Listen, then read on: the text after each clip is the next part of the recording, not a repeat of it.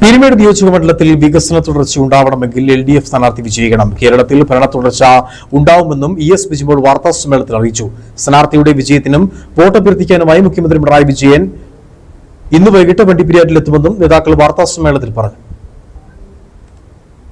കഴിഞ്ഞ 20 വർഷമായി ഇടതു പാർട്ടിയുടെ MLA-മാരാണ് പീരുമേട്ടിൽ വിജയിച്ചു വന്നിട്ടുള്ളത്. ഇവിടെ നടത്തി വന്ന വികസനത്തിന് തുടർച്ചയുണ്ടാവണം. അതുമാത്രമല്ല, കേരളത്തിൽ ഭരണ തുടർച്ചയും വേണം. അതിനാൽ സലീംകുമാർ ജയിച്ചു വരേണ്ടത് അനിവാര്യമാണെന്ന് മുൻ MLA ES ബിജിമോൾ പറഞ്ഞു.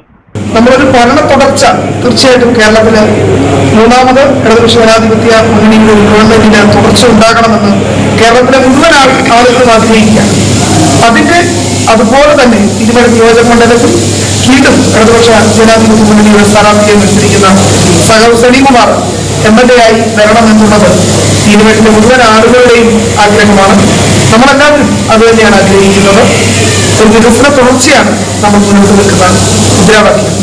കെ സലീംകുമാറിനെ വിജയിപ്പിക്കണമെന്ന അഭ്യർത്ഥനയുമായി മുഖ്യമന്ത്രി പിണറായി വിജയൻ ഇന്ന് വണ്ടിപ്പെരിയാറിലെത്തി സംസാരിക്കും.